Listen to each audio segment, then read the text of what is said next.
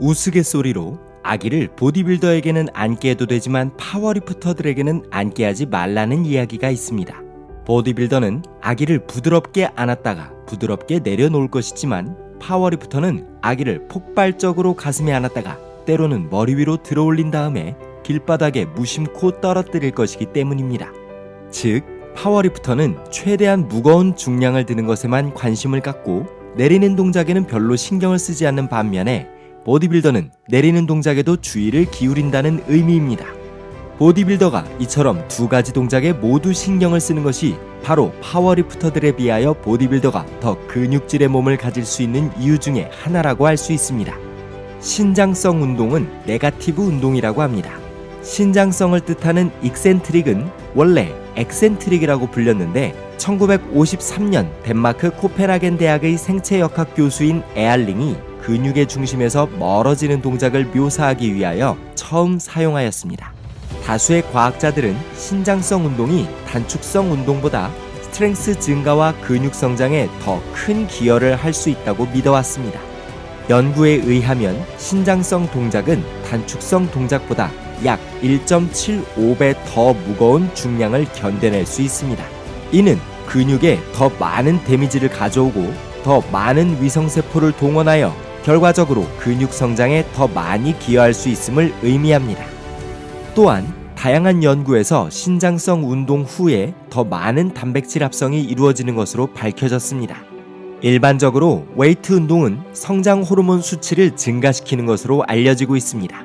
연구에 의하면 특히 신장성 운동은 운동 단위를 더 많이 동원하여 더 많은 성장 호르몬 생성을 촉진하고 결과적으로 IGF-1의 수치를 증가시켜 근육 성장과 스트렝스 증가에 더 기여하는 것으로 알려지고 있습니다. 2014년 스포츠 생물학 저널에 발표된 연구에서 참가자들을 두 그룹으로 나누어 벤치프레스를 시켰습니다. 한 그룹은 바를 내릴 때 1초 정도 걸리는 보통의 동작을 하였고 다른 그룹은 3초 정도 걸리도록 바를 컨트롤하게 하였습니다. 실험의 결과를 보면 바를 내릴 때 3초 정도 걸린 그룹의 성장 호르몬 수치가 1초 정도 걸린 그룹보다 무려 17배나 높게 나타났습니다. 과학자들은 근육 성장에 기여하는 요소들인 대사적 스트레스와 성장 호르몬의 급격한 반응을 유도하기 위해서 신장성 동작을 할 때 속도를 컨트롤할 필요가 있다고 밝혔습니다. 한편 2014년 스칸디나비아 생리학회 저널에 발표된 연구에서 신장성 운동과 단축성 운동이 외측광근의 근육 성장에 미치는 영향을 분석하였는데 전체적인 근육 성장에는 거의 차이가 없었습니다.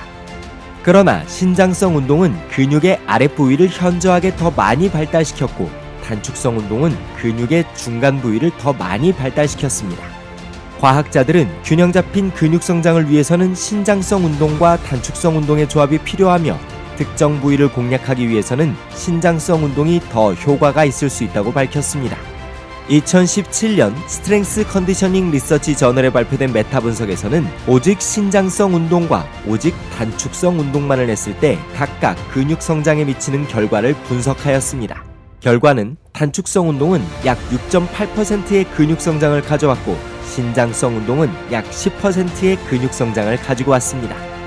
물론 이 3.2%라는 차이는 관점에 따라 큰 차이일 수도 있고 때로는 무시해도 될 만큼 작은 차이일 수도 있습니다. 과학자들은 근육 성장 측면에서 신장성 운동이 단축성 운동에 비하여 현저하게 큰 장점은 없는 것 같다. 그러나 분명하고 또 중요한 점은 두 가지 운동 모두 근육 성장을 촉진한다는 것이다 라고 밝혔습니다. 요약하면 근육 성장의 측면에서 신장성 운동은 단축성 운동과 비교하여 유리하거나 최소한 동등한 효과를 가지고 있다고 할 수 있습니다.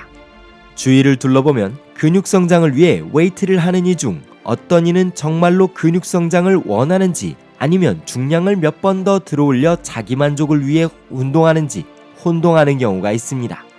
이들은 중량을 폭발적으로 들어올린 다음에 빠르게 중량을 떨어뜨린 후 신장 반사, 소위 반동을 이용하여 다음 중량을 들어올립니다. 들어올리는 반복수에만 집중하는 이러한 방법은 근육 성장에 효과적인 운동법이라고 할 수 없습니다. 경력자들은 중량을 내릴 때도 잘 컨트롤하면 근육 성장에 크게 기여할 수 있다는 것을 경험적으로 알고 있습니다. 이때 중량을 컨트롤한다는 것이 반드시 천천히 내리는 것을 의미하지는 않습니다. 주의를 기울이는 것을 의미합니다. 근육 성장을 위해서는 중량을 들어올리는 것과 중량을 내리는 것을 똑같이 소중하게 여길 필요가 있습니다. 무거운 중량과 씨름하면서 그 혜택의 반만 가져갈 이유는 전혀 없습니다.